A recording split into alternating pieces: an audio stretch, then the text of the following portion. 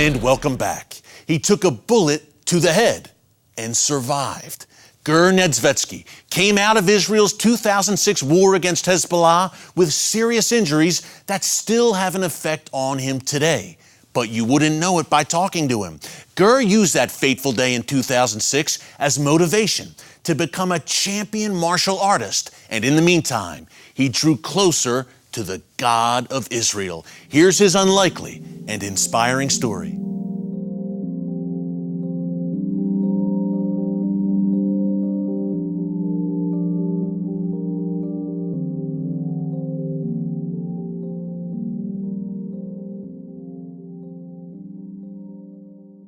My name is Ger Nedzvetsky. I've served in the paratroopers from 2003 to 2006. The real reason that I joined the paratroopers was actually because I really wanted to jump from an airplane. That's the main reason, really.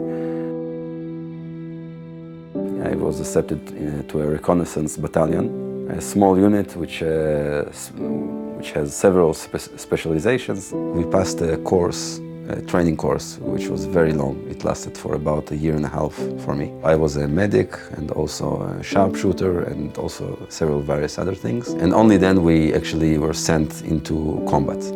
At that time in Israel there were numerous terrorist acts. It was on a weekly basis, sometimes on a daily basis. We were going to missions every night, sometimes more than once a night. I have to be concentrated all the time. You never know what will happen. In the middle of 2006, there was a very serious event in the northern borders of Israel.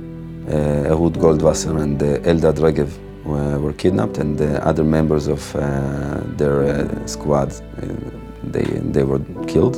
The situation escalated very quickly. Something has to be done about Hezbollah.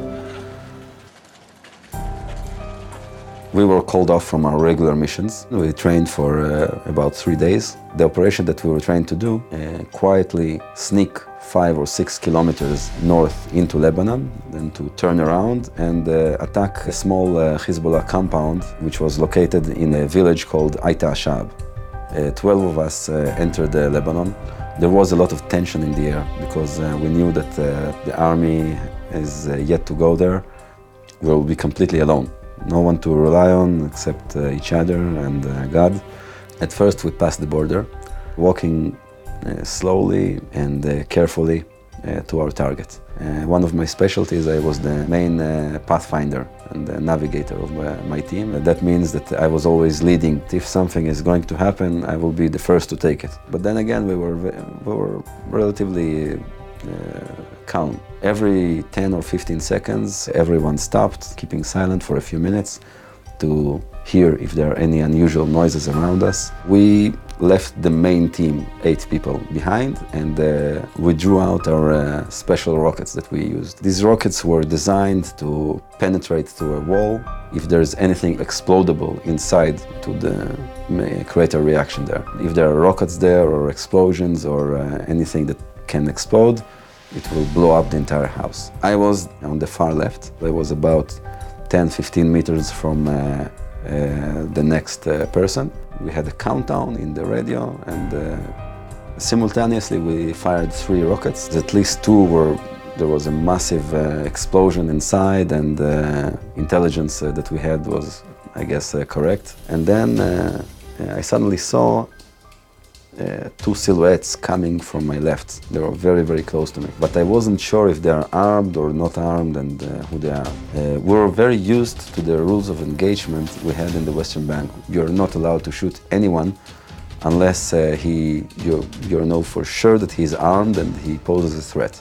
I saw these 2 silhouettes on my left, and I started to raise my rifle. They just shot through the bushes.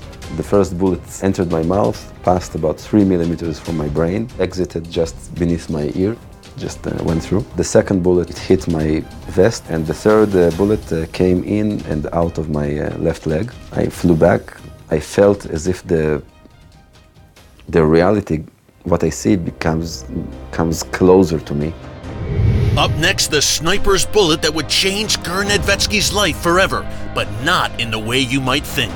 It's The Watchmen. It's Christians United for Israel, only right here on TBN. Don't move.